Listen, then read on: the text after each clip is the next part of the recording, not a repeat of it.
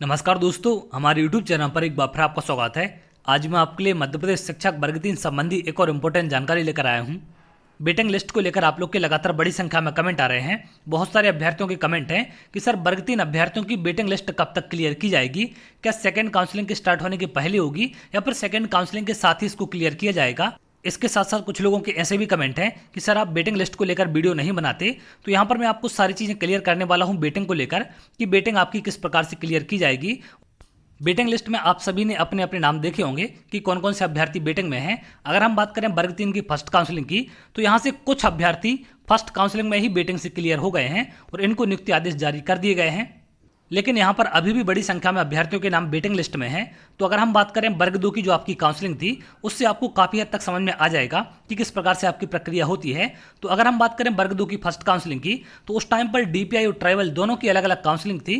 और दोनों की अलग अलग काउंसलिंग होने के बाद जो अभ्यर्थी वेटिंग में थे, पहले उनके नाम वहाँ पर क्लियर किए गए थे। और वर्ग 2 की बात करें ट्राइबल डिपार्टमेंट वगैरह की, तो इनकी दो बार वेटिंग क्लियर की गई है, क्योंकि बड़े स्तर पर इनके द्वारा आंदोलन भोपाल में किया गया था। वो लगातार इनके द्वारा ज्ञापन सौंपे गए थे, तब जाकर इनकी दोबारा से वहां पर वेटिंग क्लियर की गई थी। और उसके बाद इनकी संयुक्त काउंसलिंग की गई थी डीपीआई और ट्राइबल की। तो उसको आप सेकंड काउंसलिंग समझ सकते हैं या फिर आप थर्ड काउंसलिंग, क्योंकि डीपीआई और ट्राइबल की पहले अलग अलग काउंसलिंग थी, उसके बाद इनकी संयुक्त काउंसलिंग की गई है, जो कि एक नया कॉन्सेप्ट था संयुक्त काउंसलिंग का। इसके पहले कभी भी संयुक्त काउंसलिंग नहीं की गई। लेकिन अगर हम बात करें वेटिंग की, तो वेटिंग उनकी संयुक्त काउंसलिंग से पहले क्लियर की गई थी।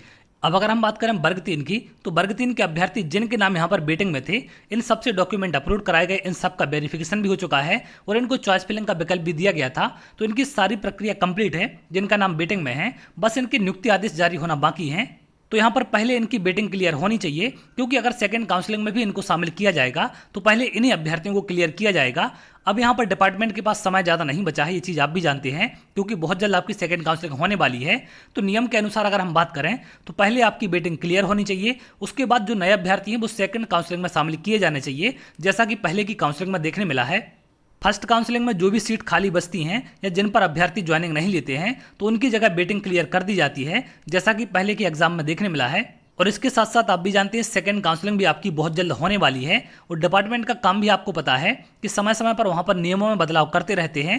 तो यहाँ पर एक संभावना ये भी हो सकती है, क्योंकि यहाँ पर समय ज़्यादा नहीं बचा है, तो डिपार्टमेंट अलग अलग काउंसलिंग ना करके या फिर अलग तरीके से वेटिंग क्लियर ना करके सेकंड काउंसलिंग के साथ ही इनकी वेटिंग क्लियर कर सकता है। तो यहाँ पर दो संभावना है, एक तो इनकी वेटिंग पहले भी क्लियर हो सकती है, और एक संभावना यहाँ पर ये लग रही है कि चूंकि विभाग के पास टाइम कम बचा है, तो उनको यहाँ पर सेकंड काउंसलिंग के साथ ही क्लियर किया जाएगा।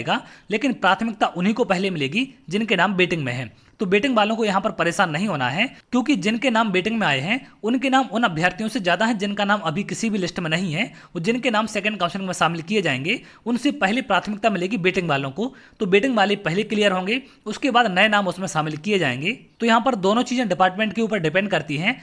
तो यहाँ पर वेटिंग लिस्ट को लेकर दो संभावना है, एक तो आपकी सेकंड काउंसलिंग के पहले क्लियर हो सकती है, और दूसरी है कि सेकंड काउंसलिंग के साथ क्लियर कर सकते हैं, क्योंकि डिपार्टमेंट के पास समय कम बचा है। ये चीज़ आप भी जानते हैं।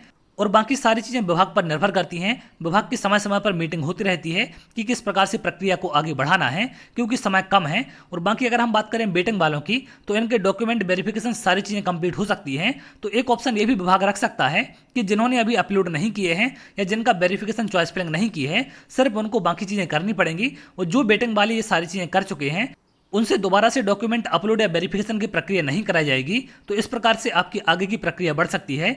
उम्मीद करते हैं सारी चीज़ें आपको यहाँ पर क्लियर हो चुकी हैं कि वेटिंग की लिस्ट किस प्रकार से क्लियर हो सकती है। अगर हम बात करें वर्ग 2 की एग्जाम की, तो वहाँ पर आपकी पहले क्लियर की गई थी, तो उस हिसाब से आपकी पहले क्लियर होनी चाहिए। लेकिन विभाग के पास समय कम है, इसलिए संभावना यहाँ पर ये भी लग रही है कि सेकंड काउंसलिंग के साथ ही यहाँ पर क्लियर हो सकती है। तो थोड़ा सा इंतजार और करें। लगातार सेकंड काउंसलिंग की मांग अभ्यर्थियों के द्वारा की जा रही है, और इसके साथ साथ 51,000 पद की प्राथमिकता के साथ हमें आगे बढ़ना है। 51,000 पदों के साथ सेकंड काउंसलिंग होनी चाहिए, और इसके लिए हम लगातार प्रयास करते रहेंगे।